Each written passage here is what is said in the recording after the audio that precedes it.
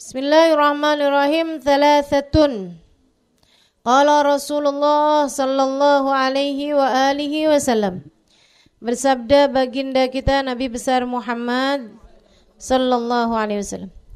Thalathatun la yadkhulunal jannah abada. Thalathatun, 3 kelompok orang. Ada 3 orang. La, tidak, yadkhuluna, mereka masuk, al-jannah, surga, abadan, selamanya. Ada 3 orang gak akan pernah masuk surga. Siapa itu? Ad-dayyuth, nomor 1. Nomor 2, ar-rajulah minan nisa, yang kelaki-lakian dari perempuan. Yang ketiga, wa mudminul khamr, yaitu pecandu minuman keras. Qalu, mereka bilang, ya Rasulullah, qad arafna mudminul khamr. Kami ngerti nih yang mudminul khamr, pecandu minuman keras. Famanid dayyuth, tapi kami nggak ngerti siapa tuh dayyuth. Dayyuth itu siapa? Famanid dayyuth, siapa itu dayyuth wahai Rasul? Qala, Nabi Muhammad menjawab, alladzi, seorang laki-laki, la yubali, yang tidak peduli, man, orang, dakhala, yang masuk, ala ahlihi, kepada keluarganya. Seorang laki-laki yang gak peduli istrinya ketemu sama siapa aja. Seorang laki-laki yang gak peduli siapa aja yang datang ke rumahnya. Mau ada cowok masuk keluar masuk ke rumahnya, dia gak peduli. Gak punya rasa cemburu. Warrajulah minan nisa, Nabi kemudian kasih tahu perempuan. Rajulah minan nisa itu apa, siapa? Warrajulah minan nisa adalah allati, perempuan, tatasyabbah, yang menyerupai birrijal, dengan laki-laki. Jadi perempuan yang kelaki-lakian. Ya. Rawahu Tabrani, hadis riwayat Imam At-Tabrani. Yuk, sebelum kita pelajari biar berkah. Semoga tidak ada dari kita dan keluarga kita yang menjadi salah satu dari ketiga kelompok ini. Kita akan baca bersama-sama hadis ini sambil minta sama Allah, ya Allah, jauhkan 3 hal tersebut dari seluruh keluarga kami. Anak keturunan kami, ponakan-ponakan kami, terus ke bawah, ya Allah, jauhkan semuanya. Bismillahirrahmanirrahim. Qala Rasulullah sallallahu alaihi wa alihi wasallam, thalathatun la yadkhulunal jannata abada, ad-dayyuth minan nisa wa mudminul khamr. Qalu ya Rasulullah, qad arafna mudminal khamr, famanid dayyuth? Qala alladhi la yubali man dakhala ala ahlih, warrajulatu minan nisa allati tatashabbahu birrijal. Rawahu Tabrani. Jadi hadis ini menceritakan tentang 3 kelompok orang yang tidak akan masuk surga. Tunggu. Tidak akan masuk surga. Apalagi pakai ada kata-kata abada, selamanya. Padahal kalau kamu umat Nabi Muhammad dan mati bawa iman sebagai umat Nabi Muhammad, biar kata dosa kamu segimana gedenya, itu nanti pasti juga akan masuk ke surga. Walaupun sebelumnya mangkal di neraka. Sebelumnya nyangkut di neraka nih. Sebelumnya transit dulu di neraka, tapi ntar ujungnya masuk surga juga dengan syarat. Kan itu ya? Sebagai umat Nabi Muhammad alaihissalam. Nah, tapi ini kok hadisnya bilang, Nabi Muhammad bilang abadan, selamanya. Selamanya gak bakal masuk surga. Lah gimana nih berarti? Artinya, orang yang termasuk di antara hadis ini sulit baginya mati bawa iman. Kebanyakannya akan kelewat iman sebelum kematiannya, sehingga dia akan meninggal dunia tidak sebagai umat Nabi besar Muhammad. Serem benar. Makanya mudah-mudahan dijauhkan semuanya. Agar seapa-apanya kita masih punya peluang untuk bahagia hidup di dalam surganya. Amin. Ya Rabbal Alamin. Siapa itu? 3 orang yang gak bakal masuk ke dalam surga abadan selamanya. Selamanya, gak ada ceritanya dia masuk ke dalam surga. Siapa itu Rasul? Yang pertama kata Nabi Muhammad ad-dayyuth. Yang kedua kata Nabi Muhammad rajulah minan nisa. Yang ketiga kata Nabi Muhammad mudminul khamr. 3 orang. Dayyuth, rajulah sama mudmin. Ya. 3 orang tersebut ini enggak bakalan masuk ke dalam surga. Para sahabat bilang qalu. Ini istilahnya nih agak-agak ketiganya nih.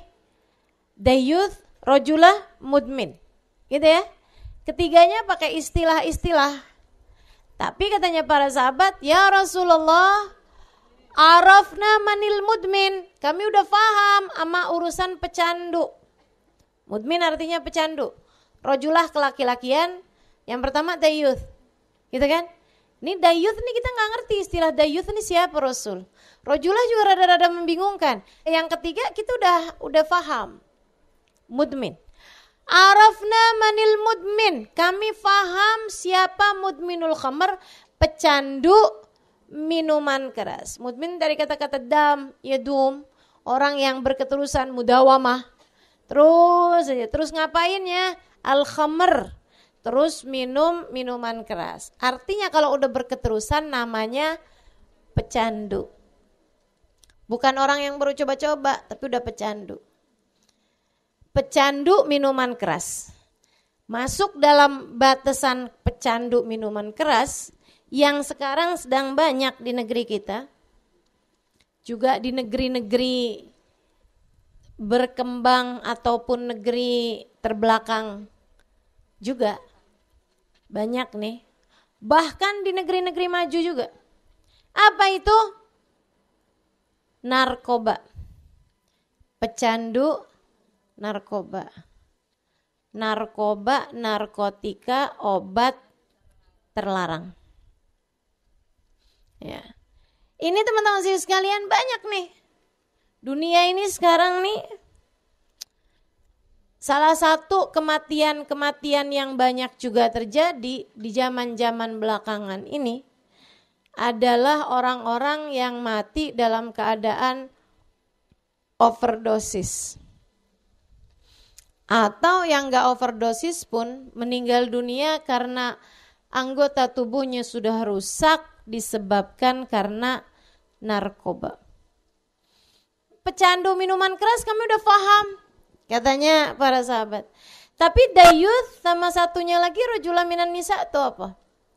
Teman-teman sekalian, Nabi kemudian bilang ad-dayyuth, orang laki-laki, suami dan ayah yang gak peduli keluarganya tuh ketemunya sama siapa aja.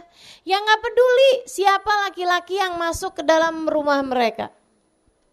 Gak punya kecemburuan terhadap istrinya dan tidak punya kecemburuan terhadap anak perempuannya. Tuh dayyuth. Tambah akhir zaman tambah banyak. Rajulah minan nisa siapa? Allati tatasyabbah birrijal. Cewek yang kayak cowok. Cewek yang suka niru-niru cowok. Cewek yang suka bergaya-gaya cowok. Baik, kita bahas satu-satu. Yang pertama, pecandu teman-teman saya sekalian. Ini Nabi menamakannya sebagai Ummul Khaba'ith. Apa tuh? Ibu, al-khaba'ith, dosa-dosa besar. Ummul Khaba'ith, induk dosa-dosa besar. Kebanyakan dosa besar berawal dari situ. Orang kalau udah mabok, orang kalau udah kena narkoba, ya Allah nyuri gampang. Orang kalau udah kena narkoba, durhaka sama orang tua gampang. Orang kalau udah kena narkoba, lagi dia narkoba, zina gampang. Lagi dia teler, lagi dia minum-minuman keras, dosa-dosa besar jadi gampang. Semua dosa besar jadi bisa dikerjain. Lo orang gak sadar? Betul gak? Seorang suami menceraikan istrinya di saat dia lagi mabok, gampang apa gak gampang? Gampang. Saudara sekalian saya muliakan, semua hal dari kesalahan-kesalahan mudah dibuat ketika orang sedang dalam keadaan mabuk. Berapa waktu yang lalu kita dengar kabar seorang pemuda asli Indonesia, ya Bu ya, tinggal di London, memperkosa berapa ratusan laki-laki. Saudara sekalian saya muliakan, nih coba kamu baca, kenapa kok nggak ada yang ngelapor sampai dari tahun berapa sampai ke tahun berapa baru sekarang ketahuannya? Karena semua korbannya dilakukan pemerkosaan, mohon maaf, sedang dalam keadaan mabuk. Tuh, orang kalau lagi mabuk, ya Allah, dia apa-apain kagak sadar.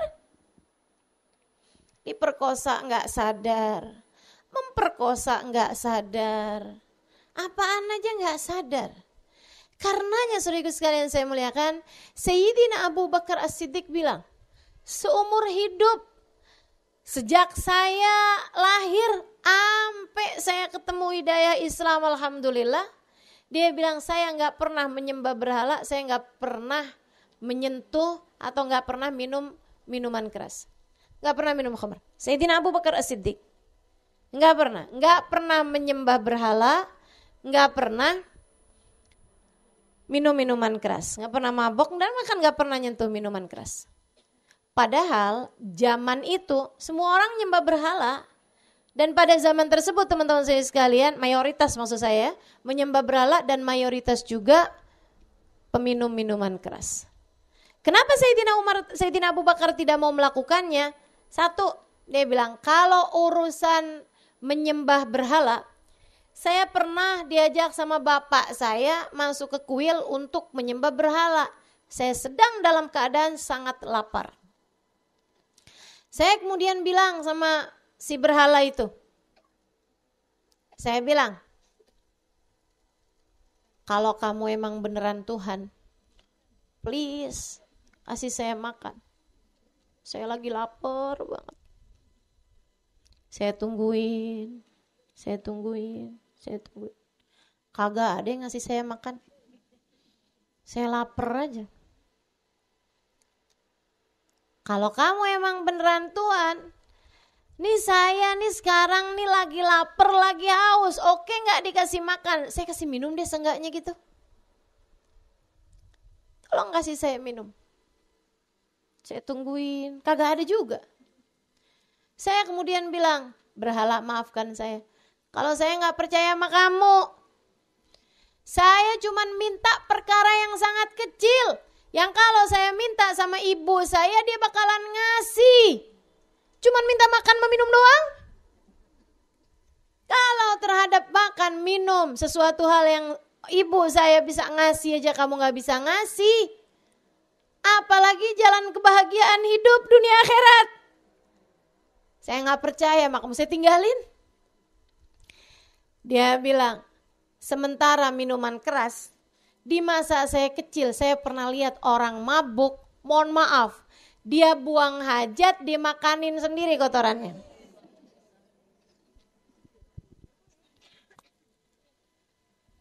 Dia bilang, saya melihat pemandangan tersebut, kemudian saya bilang, Sumpah, saya nggak akan pernah menyentuh satu minuman yang ketika saya meminumnya membuat saya tidak sadar apa yang saya lakukan. Sebab ketika saya nggak sadar sama apa yang saya lakukan, saya nggak bisa percaya sama diri saya kala itu. Ngapain saya melakukannya? Pintar teman-teman sekalian. Makanya sama Allah dipilih. Jadi manusia yang menjadi pendamping hidup baginda Nabi besar Muhammad. Yang menjadi kesayangan, sahabat dekat baginda Nabi besar Muhammad sallallahu alaihi wasallam. Orang pertama yang masuk Islam dari kalangan dewasa. Sayyidina Abu Bakar As-Siddiq. Itu pilihan semua tuh, orang-orang yang pertama masuk Islam tuh. Sayyidah Khadijah bintu Khuwailid, waduh, tuh ya, luar biasa. Sayyidina Abu Bakar As-Siddiq, manusia-manusia hebat. Sayyidina Ali bin Abi Thalib, wah luar biasa. Sayyidina Zaid bin Harithah, yang terbaik dari kalangan budak. Sayyidina Ali yang terbaik dari kalangan anak-anak dan pemuda. Sayyidina Abu Bakar yang terbaik dari kalangan laki-laki dewasa. Sayyidah Khadijah yang terbaik dari kalangan kaum perempuan. Allah Subhanahu wa taala memilih mereka sebagai orang-orang pertama, pilar-pilar cahaya bagi agama Islam kita ini. Teman-teman saya sekalian saya muliakan, ini Sayyidina Abu Bakar belajar dari itu. Oh, udah gak bakalan mau dah saya nyentuh minuman keras, ogah. Orang cerita rasanya enak begini-begini, ogah, saya udah pernah lihat. Orang di saat lagi mabok sampai mau-maunya makan kotoran sendiri. Gak akan saya mau menyentuhnya. Nih teman-teman saya sekalian, dan emang beneran ya. Ajaran agama Islam itu yang paling indah. Diharamkan minuman keras sehingga kita selalu memiliki kontrol terhadap diri kita. Kita tahu apa yang kita lakukan sehingga kita paham konsekuensinya. Nah kalau kita nggak tahu apa yang kita lakukan kan kita nggak paham konsekuensinya. Kata suaminya, duit saya hilang waktu kamu mabok kemarin tuh kayaknya kamu ambil deh. Kita nggak bisa tahu. Iya bisa jadi, kan begitu. Di mana kamu taruh duit? Ya kagak tahu juga. Memang lagi mabok. Halo? Kebayang di saat kamu lagi mabok, auzubillah, kamu tidak memiliki kontrol atas dirimu teman-teman sekalian. Makanya jangan. Nabi menamakannya sebagai Ummul Khaba'ith, induk dosa besar, dan gak salah. Ada seorang laki-laki teman-teman saya sekalian, ditaksir sama seorang perempuan, ada seorang laki-laki pemuda. Dia sering lewat di jalanan, ganteng banget orangnya. Ada seorang perempuan kaya raya, udah agak tua, tante-tante girang lah gitu ya. Dia senang nih sama pemuda ini nih, seleranya berondong rupanya. Jadi saudara sekalian, satu waktu tuh pemuda diajakin naik ke rumahnya, sebuah apartemen yang sangat mewah. Begitu nyampe di atas, nyampe di apartemennya, dikunci-kunciin semuanya, diajak zina sama si perempuan ini. Digodain diajak zina nggak mau. Dia bilang ya udah kamu kalau gitu saya penjara. Dipenjara sama si perempuan ini. Ini laki-laki adalah seorang yang juga kurang-kurang takwanya. Sama perempuan tersebut, udah dia dalam keadaan lapar, dalam keadaan enggak nyaman. Perempuan tersebut kemudian masuk bilang kayak begini, oke deh, saya pikir-pikir enggak ada untungnya juga saya penjara kamu, jadi saya kasih kamu pilihan. Buat ngerjain nih cewek sadis nih ya. Ini tipe-tipe ya ininya iblis lah dia. Iblisah. Syaitonah lah dia nih ya. Sehingga sekalian, dia bilang saya kasih kamu salah satu dari 3 pilihan. Apa itu? Kamu mesti pilih salah satu, kerjain aja yang kamu saya bebasin. 1 zina sama saya, seperti ajakan saya kemarin, kamu gak tertarik nih sama saya. Udah tua padahal. Itu 1. Dia bilang yang kedua, kamu saya kasih sarana untuk membunuh. Diambil, dipanggilin, kemudian ada seorang anak kecil taruhin pedang di situ. Dibilang kamu bunuh anak ini, anak kecil. Atau kalau enggak kamu minum, nih segelas minuman keras. Dia mikir bunuh anak-anak, wih dosanya kayak apaan? Dia mikir zina, wih enggak dah, kayak apaan dosanya? Mana ceweknya kagak cakep lagi. Dia mikir nih kalau minuman keras doang mah segelas kagak jadi pape kali. Abis itu saya dibebasin, abis itu saya taubat sama Allah. Udah deh tuh gak mau sentuh lagi, tapi seenggaknya saya selamat nih dari perempuan cetonah ini tadi nih. Dia pun kemudian ngambil minuman keras, kemudian dia mulai meminumnya. Gak pakai bismillah lagi. Ya, karena memang gak boleh ya. Gak boleh baca bismillah minum minuman keras. Sebentar ya aku mau nyuntik, bismillahirrahmanirrahim. Astagfirullah. Astagfirullah. Gak bisa. Ekstasi nih, bismillahirrahmanirrahim. Fatihah. Haram hukumnya teman-teman sekalian. Meletakkan bismillah fatihah sebelum mengerjakan sesuatu yang haram, hukumnya adalah haram. Dan kalau niat dengan itu adalah istihzaan, menghina bismillah, menghina fatihah, itu hukumnya bukan hanya haram tapi keluar dari Islam, naudzubillah min dzalik. Dia kemudian minum minuman keras, gelek, mabok dong. Dia juga bukan seorang pemabuk biasanya, jadi minum segelas, teler. Di saat dia lagi teler, ngelihat perempuan tua, perasaannya dia udah kayak bidadari. Ngelihat syaitonah nih kayak hurul en nih dalam pandangan dia nih. Jadi dia pun kemudian lihat perempuan ini kayak cantik, dia zinain. Lagi dalam keadaan mabuk. Abis dia zinain, waktu dia zina sama perempuan ini nih, perempuannya sih kesenangan. Tapi si yang anak kecil tadi tuh yang ada di situ tuh nangis ketakutan. Teman-teman sih sekalian saya muliakan, dia ribet ngedengerin suara anak ini nangis, diambilnya pedang ditusukkan ke anak tersebut. Ketiga dosa semuanya dikerjakan hanya karena dia memilih minuman keras. Jadi mestinya kayak gimana nih kalau dalam posisi kayak begini? Ya udah ya sabar, ninggalin dosa. Nanti Allah akan beri jalan keluarnya. Atau pilih seperti seorang laki-laki lain yang juga mendapatkan perlakuan kurang lebih sama seperti ini. Ada seorang pemuda jual kain. Ini cerita pernah diceritakan, kalau cerita yang tadi saya dengar dari Sayyidil Habib Umar bin Hafid dalam salah satu kajian beliau.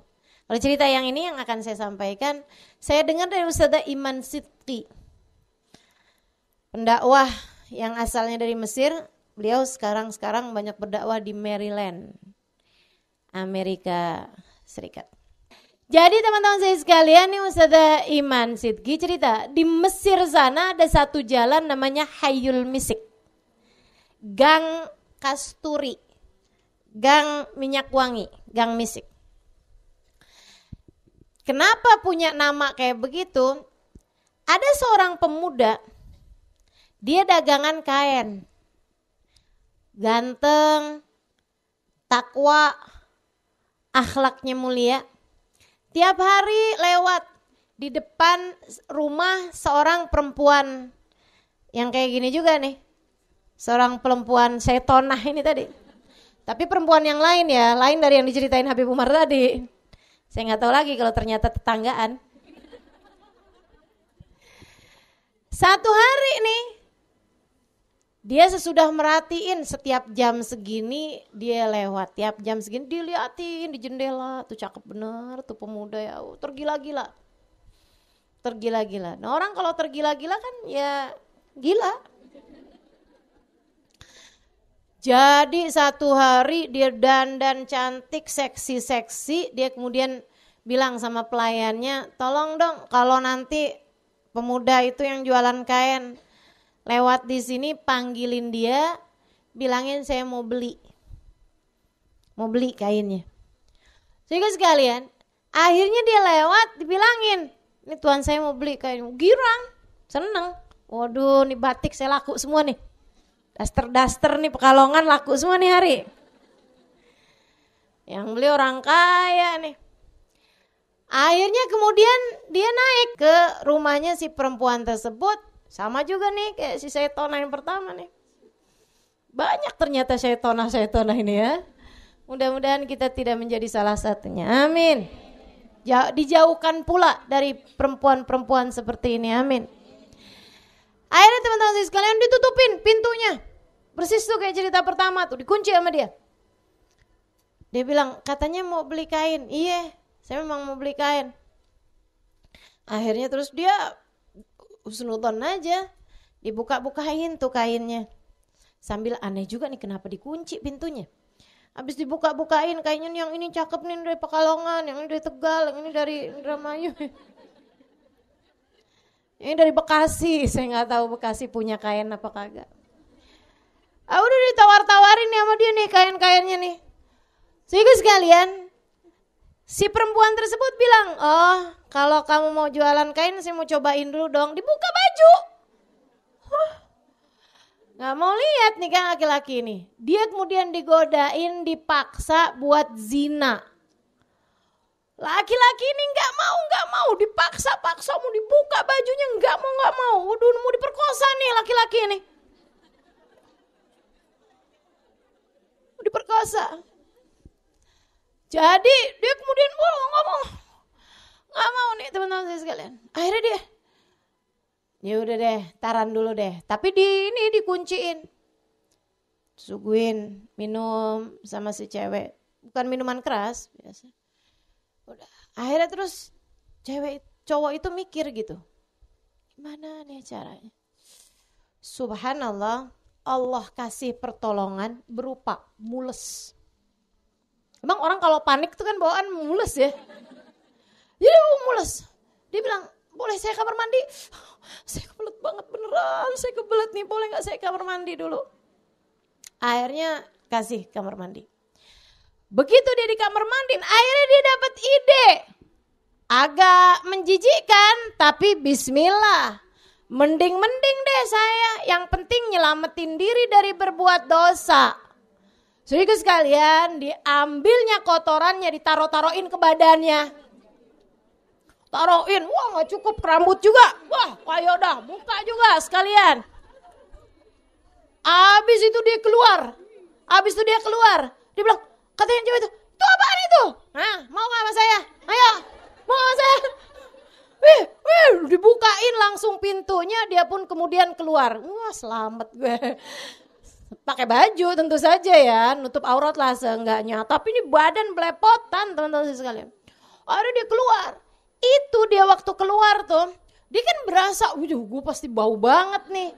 Saya pasti bau banget nih kan. Dia mau cari cepet-cepet. Dia inget tuh di jalanan situ sekitar setengah kilo gitu. Ada satu danau.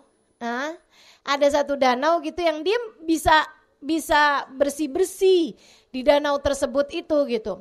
Dia lewat dengan buru-buru. Tapi subhanallah, semua yang dilewatin dia tuh semua gini, wangi banget ya. Wangi nih.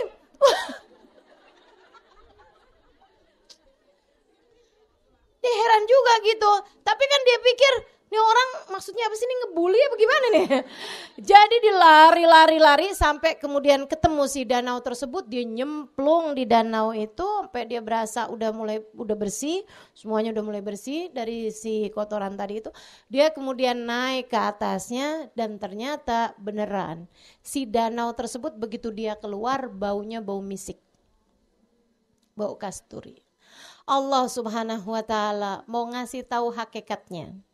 Kamu memang belepotan kotoran, tapi tujuanmu adalah seharum-harum tujuan. Menghindarkan diri dari perkara yang paling menjijikkan, yaitu zina. Ummul khaba'ith, Nabi Muhammad menamakannya ibu dosa-dosa besar. Nah, sama Allah diganjar, orang tersebut malah mendapatkan wangian. Sampai jalan itu tuh orang sebutnya sebagai Hayyul Misik, gang kasturi.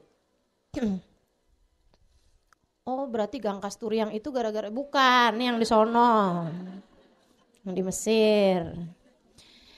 Gitu ya. Ya jadi yang salah satu dari yang gak akan masuk dalam surga adalah mudminul khamr. Sahabat nanya, Rasul kita udah ngerti nih mudminul khamr. Oh iya mau saya lanjutkan lagi tentang mudminul khamr nih ya. Sehingga sekalian, kalau kemudian orang sekarang bilang, iya kali zaman dulu tuh Allah memang haramkan minuman keras karena memang gak ada juga orang minum minuman keras. Jadi kayak semacam agama Islam ini gak tahu gitu betapa sulitnya orang yang sudah kebiasaan minum minuman keras mau berhenti dari minuman keras. Gitu. Teman-teman sekalian, kamu keliru. Islam itu datang di saat orang-orang berada dalam kehidupan jahiliyah termasuk dalam hal minuman keras. Di Mekah itu orang minum minuman keras seperti orang minum air putih. Kayak orang minum air putih. Kalau saya mau bilang kayak ibu-ibu ngeteh, ngopi. Enggak semua ibu-ibu ngeteh, ngopi. Gitu ya. Kayak kita minum air mineral. Teman-teman sekalian, sesering itu, sebanyak itu. Sebanyak itu. Ya kayak mirip orang-orang, mohon maaf, orang-orang Eropa zaman-zaman sekarang. Mereka tuh kan sedih, mabok. Ada perayaan, seneng, mabok. Kan itu tuh mereka. Sehingga sekalian, jadi itu mereka minuman keras, minum khamr, itu seperti orang minum air putih zaman sekarang. Seperti kita minum air putih zaman sekarang. Banyak banget. Di tingkatan yang mereka minum tiga botol itu belum mabok. Dari udah kecanduannya. Dari udah banyaknya tingkat mereka. Tingkat mereka minum minuman keras. Iya kan? Nah kalau kayak kita-kita yang gak pernah minuman keras gak usah pakai. Baru ngidam aja mabok. Baru jalan ke Bekasi aja mabok. Mabok perjalanan. Sampai minum antimo, mau kemana? Ke Monas. Monas minum antimo, ya Allah. Ada tuh yang kayak begitu, ada gak? Ada. Beneran ada.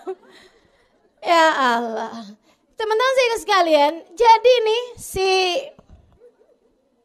si orang ini ya. Si orang ini nih. Ibu tahu rasanya mabok gak? Nggak tahu ya, saya tahu. Sudah tahu. Oh pernah saya mabok daun kecubung. Zaman dulu waktu saya kecil. Ya Allah bu, pusing banget ya. Ada teman-teman zaman SD tuh naroin daun kecubung. Saya nggak tahu daun itu masih ada apa enggak. Tapi itu kasih efek pusing gitu. Udahlah, sesudah saya tahu rasanya mabok daun kecubung. Saya nggak akan pernah mau coba-coba. Ya, dan memang nggak perlu juga coba-coba. Pengen tahu rasanya, saya masukin, saya muntahin lagi boleh nggak? Nggak boleh, nggak boleh, nggak boleh. Haram ya. Banyaknya haram, sedikitnya juga haram. Jangan mau coba-coba, jangan coba-coba.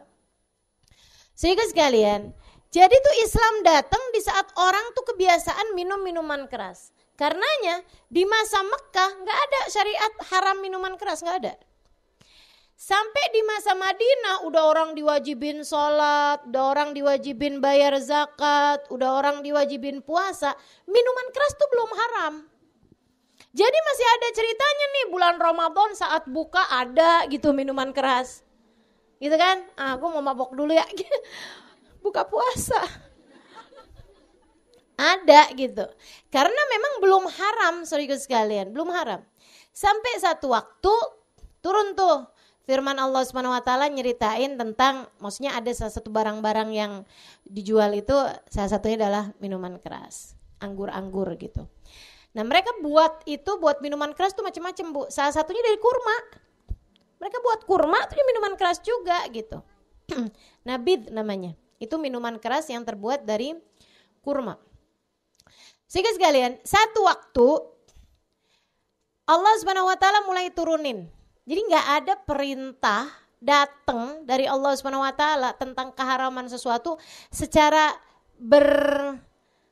angsur-angsur kecuali minuman keras. Karena Allah tahu betapa sangat sulitnya menghindar dari kecanduan. Menghindar dari memberhentikan sebuah kecanduan. Ini juga bisa dijadikan pembelajaran tentang bagaimana seseorang caranya menghindar dari kecanduan. Maksudnya kalau udah terlanjur kecanduan, mau ngilanginnya tuh gimana caranya. Nah itu juga salah satunya pembelajaran dari cara Allah memberikan keharamannya minuman keras. Jadi Allah ketika pertama kali mau mengharamkan minuman keras, caranya Allah Subhanahu wa taala, "Qul fihim yas'alunaka 'anil khamri wal maisir. Qul fihima itsmun kabirun wa manafi'u lin-nas wa itsmuhuma akbaru min naf'ihima." Kata Allah dalam Al-Qur'an begitu. Yas'alunaka, a'udzu billahi minasyaitonir rajim, yas'alunaka 'anil khamri wal maisir. Mereka bertanya tentang hukumnya khamr, minuman keras, wal maisir dan judi. Qul, sampaikan sama mereka, ada bagusnya, ada jeleknya, ada manfaatnya, ada jeleknya. Ada manfaatnya. Apa manfaatnya? Perdagangan. Apa manfaatnya? Kalau buat minuman keras, teman-teman saya sekalian, manfaatnya menghangatkan badan. Kan gitu ya? Gitu, ada manfaatnya. Tapi ada mudaratnya.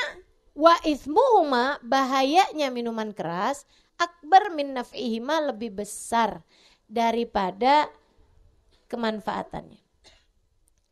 Orang-orang yang imannya sudah lebih tinggi ketika baca wa itsmuhuma akbar min naf'ihima, manfaatnya bahayanya lebih besar daripada kemanfaatannya. Udah ngapain dah, tinggalin aja deh. Ngapain kita ngerjain sesuatu hal yang bahayanya lebih besar daripada manfaatnya. Nah, mulain tuh banyak orang ninggalin judi, ninggalin khamr. Sehingga sekalian, kenapa judi sama khamr digabungin? Karena memang banyak kan orang-orang itu kalau lagi judi gitu kan, yang disuguhin minumannya minuman khamr. Pernah lihat gak? Datang kemudian, apaan nih? Teh tarik. Ya pernah. Gitu kan? Nah, jadi pasti tuh minumannya minuman keras. Memang perkara haram tuh gabungannya pantas-pantasnya juga sama yang haram. Banyak diantara orang beriman yang imannya udah agak tinggi tuh, mereka tinggalin minuman keras.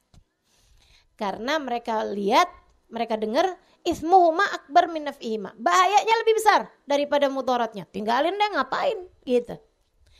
Tapi sebagian yang tingkat imannya tengah-tengahan atau bahkan imannya masih rendah, masih minum minuman keras. Sampai satu hari ada orang diminta jadi imam. Dia punya wudu jadi imam, tapi masih rada-rada fly, rada oleng. Jadilah dia ngimamin. Ngimaminnya sholat malam, sholat maghrib atau sholat isya itu. Bismillahirrahmanirrahim. Jadi imam nih, mabok nih. Udah habis Fatihah, amin, gitu ya. Qul ya ayyuhal kafirun, la a'budu ma ta'budu, la antum a'biduna ma a'budu, wala ana a'budu ma abadtum, wala antum a'biduna ma a'budu, wala ana a'budu ma abadtum, wala antum a'biduna ma a'budu.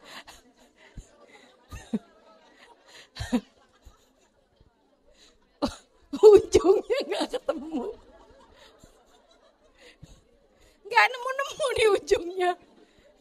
Ya Allah, ada aja nih orang. Akhirnya para sahabat ngadu sama Nabi.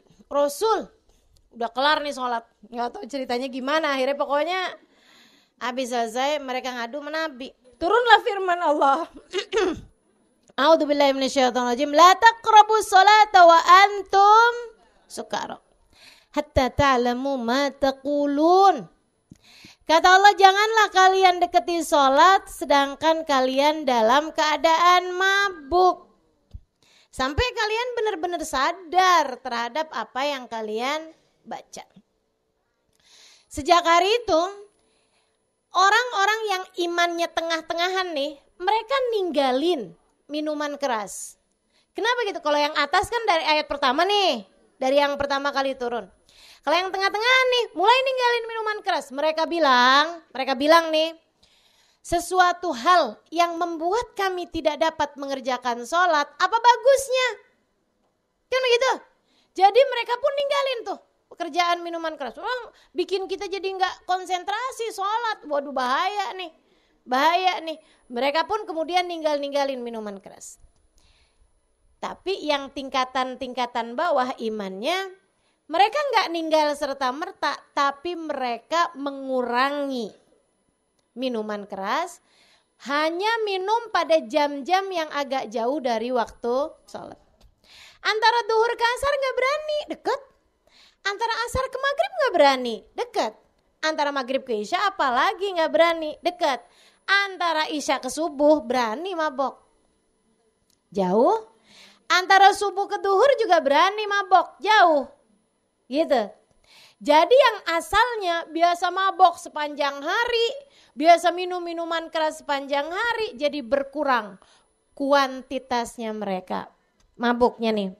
Berkurang kadar mabuknya mereka setiap harinya. Ditambah dengan sholat berjamaah bareng Nabi, ibadah bareng Nabi, ngelihat mukanya Nabi, dan seterusnya.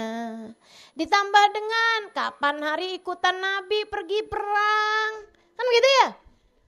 Lama kelamaan teman-teman saya sekalian, mereka pun dari mulai yang asalnya perlahan-lahan meninggalkan sampai benar-benar meninggalkannya.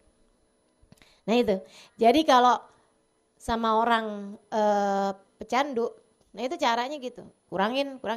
Kasih kesibukan yang bikin dia asik sampai jadi berkurang. Dosisnya juga dikurangin gitu kan. Yang biasanya misalnya sangat pekat, apalah yang minum ini bisa mabuk begitu kan ya. Sedikit aja bisa mabuk, dikurangin. Dosisnya dikurangin sampai kemudian dikurangin juga waktunya.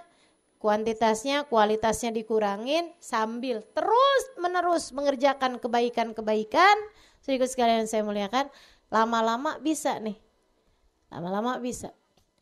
Turunlah firman Allah Subhanahu wa taala yang katanya Allah Subhanahu wa taala, innamal khamru wal maisir rijsun min amali syaitan fajtanibuh. Sesungguhnya khamr, minuman keras, wal maisir dan perjudian, rijis adalah perkara kotor, min amali syaitan dan pekerjaannya setan. Fajtanibu, maka jauhilah kalian semua. Saudaraku sekalian saya muliakan, ayat itu ketika disampaikan dalam keadaan umat Islam memang sudah merasa tidak perlu lagi sama minuman keras. Mereka udah mendapatkan manisnya iman. Mereka sudah sayang kalau waktu mereka bersama dengan Nabi mereka enggak dalam keadaan tidak sadar. Mereka khawatir terlewat perjalanan dengan Nabi atau ucapan Nabi atau semua kebaikan-kebaikan Nabi, maka mereka mudah siap ninggalin minuman keras. Waktu diharamkan minuman keras itu, mereka hanya tersisa botol-botol minuman keras yang masih berisi minuman-minuman keras tapi sudah tidak pernah lagi mereka sentuh berbulan-bulan lamanya.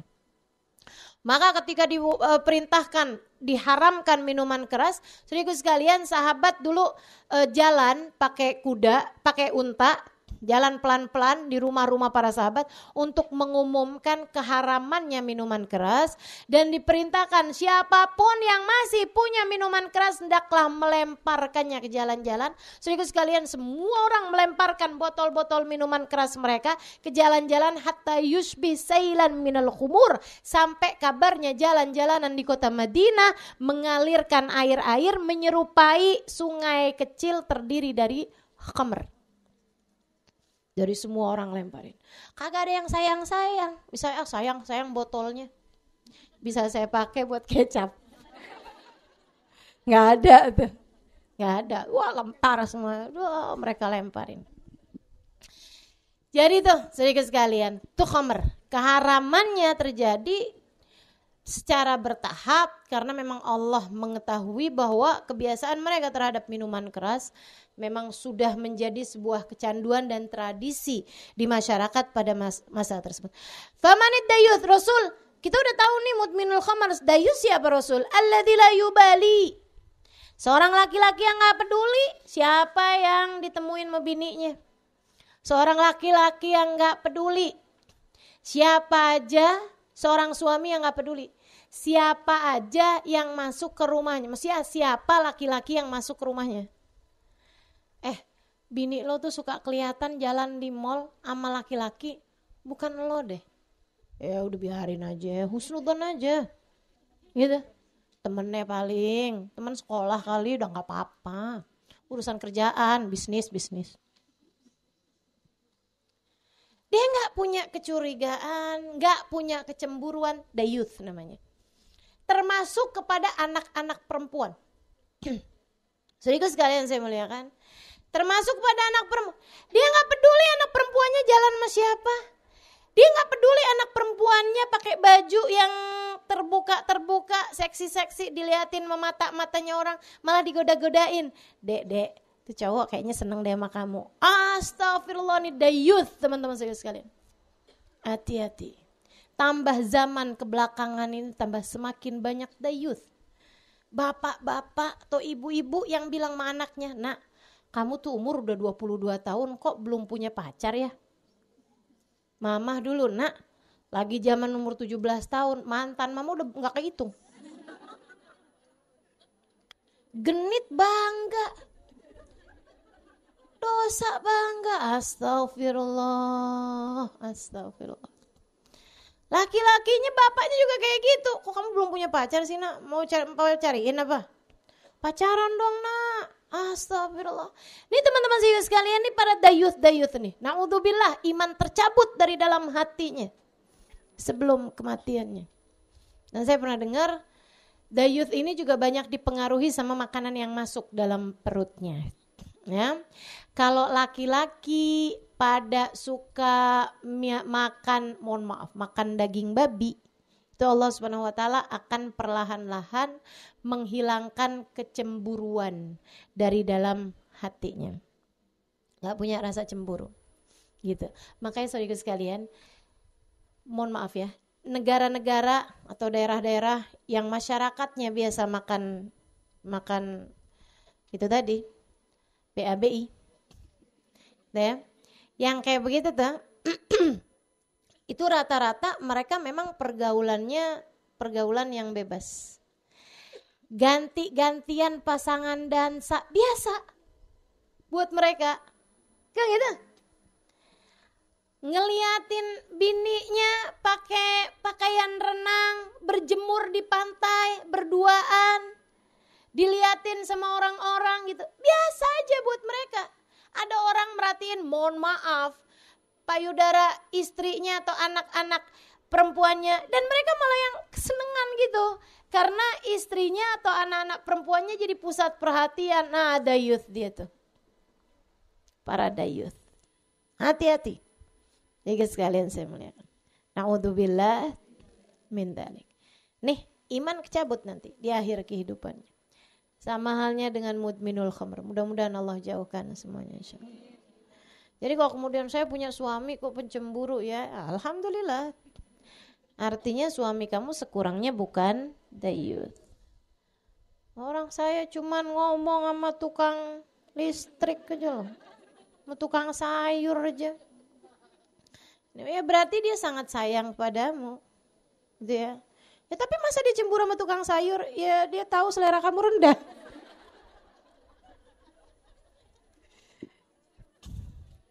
Saingannya sama tukang sayur. Alladzi la yubali man dakhala ala ahlih, orang yang tidak peduli siapa yang berjumpa dengan keluarganya. Siapa yang berjumpa dengan istrinya, siapa yang berjumpa dengan anak perempuannya. Makanya buat para orang tua nih ya, cari tahu anak perempuan kamu tuh jalannya kemana. Kan begitu? Temuannya kemana? Karena serem-serem sekarang. Anak-anak tuh kalau pacaran ngeri dah.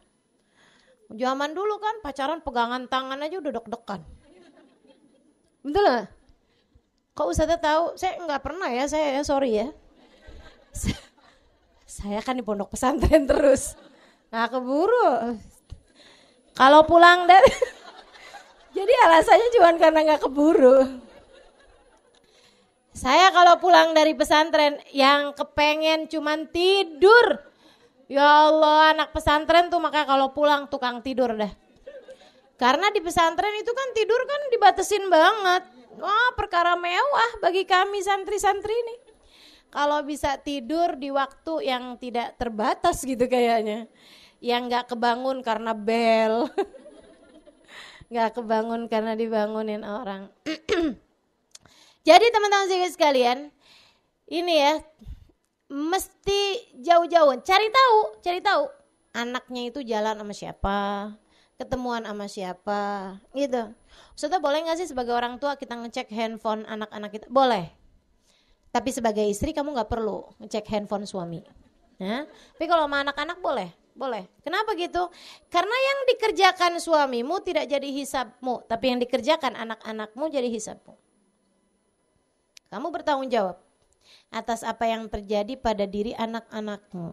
Jadi kamu harus cari tahu. Teman-teman. Ajakin ke majelis. Ajakin kenal sama orang-orang soleh-soleha. Ajakin agar mereka memiliki pergaulan lain selain dari pergaulan di tempat-tempat mereka bersekolah atau di tempat-tempat mereka bekerja kalau memang sudah bekerja. Gitu kan? Arafna mani dayut, itu dayut tuh yang enggak punya rasa cemburu. Sayyidina Sa'ad, satu ketika Nabi lagi cerita nih sama para sahabat nih. Kata Nabi Muhammad alaihi wasallam, orang kalau zina kemudian mendatangkan 4 saksi ngelihat perzinaan mereka, baru perempuan tersebut dapat dirajam. Gitu. Jadi orang tuh baru bisa dirajam kalau berzina apabila dia bisa mendatangkan 4 orang saksi. Akhirnya kemudian saat angkat tangan, Rasul, jadi kalau saya lihat istri saya zina sama orang nih, saya mesti panggil 4 orang saksi ngeliatin mereka zina, baru istri saya bisa dirajam. Iya, kata Nabi gitu. Ya Rasulullah, kagak bakal bisa dah saya. Kenapa emang? Tuh cowok udah saya bunuh duluan Rasul. Gak bisa saya kayak begitu. Saya pasti udah akan bunuh tuh cowok depan saya. Bukannya malah minta tetangga, sini kita ngintip yuk. Bini gue lagi zina sama orang, yuk kita lihat biar jadi saksi. Gak bisa saya Rasul, saya udah pasti akan bunuh tuh cowok. Kata Nabi Muhammad, inna Sa'ad bin Abi Waqqas, inna Sa'ad la ghayur. Sesungguhnya Sa'ad adalah seorang pencemburu. Wa ana aghyar minhu, dan saya lebih cemburu daripada Sa'ad. Nabi itu kan lihat umatnya gitu ya, nggak mau deket menabi, Nabi cemburu teman-teman saya sekalian. Ana aghyar minhu, saya lebih cemburu lagi. Jadi teman-teman saya sekalian, kok anak kamu tuh pakai baju terbuka, kamu nggak cemburu, nabinya cemburu. Ya Allah, umat saya tuh kesiannya ya Allah. Kok emaknya biasa aja sih, kok bapaknya biasa aja. Nabi sedih, Nabi cemburu, Nabi nggak rela anakmu diliatin sama cowok-cowok di jalanan sana. Ana aghyar minhu, kata Nabi Muhammad, aku lebih cemburu daripada Sa'ad. Wallah aghyar minni wa man Sa'ad. Dan sesungguhnya Allah lebih cemburu lagi daripada aku dan daripada Sa'ad. Allah cemburu ketika melihat kamu dekat-dekat sama yang haram. Allah cemburu ketika melihat kamu mau mengerjakan hal-hal yang tidak diridhoi oleh Allah Subhanahu wa taala. Makanya kadang-kadang kalau orang dicinta sama Allah tuh, tiap kali ngerjain dosa ada aja. Kenapa ya saya tuh ya, giliran mau ngerjain dosa ada aja gitu. Nah itu pertanda bahwa kamu dicinta sama Allah. Allah cemburu padamu. Allah cemburu padamu. Terakhir teman-teman saya sekalian, warrajulah minan nisa adalah seorang perempuan yang nyerupain sama laki-laki, bukan nyerupain inian ya. Tapi nyerupain dari sisi cara berpakaiannya, dari sisi cara geraknya. Kan cewek sama cowok kan beda. Ya, termasuk dari sisi potongan rambutnya. Pendek nggak apa-apa, tapi kan pendek juga ada pendek perempuan dan pendek laki-laki kan. Nah, itu jangan yang pendek laki-laki. Kalaupun kamu mau pendek karena ribet, gerah, gini gitu segala macem, lagi punya anak bayi gitu ya, kalau rambutnya panjang suka ditarik-tarik sama dia gitu. Atau ribet lah suka ngurusin istinjanya apa segala macam, jadi sependekin aja. Boleh, pendekinnya boleh, tapi jangan mendekin menyerupai laki-laki. Kan laki-laki kan selain dipendekin ditipisin. Nah, itu perempuan jangan. Termasuk cara pakai baju gitu ya. Jangan, saudaraku sekalian, jangan pakai celana panjang, hem, gitu kan. Maksudnya yang memang orang tahu bahwa ketika kamu pakai baju itu adalah pakaian laki-laki. Gitu, jangan. Ataupun bahkan gerak tubuh apa sih namanya, gayanya gitu, gayanya kayak gaya laki-laki gitu, suaranya sama dia digede-gedein, baru yang kayak gitu aja nggak boleh loh, apalagi yang dia minum ya atau menyuntikkan hormonal tertentu untuk membuat dia tumbuh jenggot, tumbuh kumis. Kayak orang-orang zaman sekarang kan merubah dirinya dari perempuan kepada laki-laki dan sebaliknya. Laki-laki yang kepada perempuan juga sama-sama. Ya, tidak diperkenankan. Hukumnya adalah haram. Mudah-mudahan Allah jauhkan kita semuanya dari hal-hal yang seperti ini insyaallah. Amin ya rabbal alamin.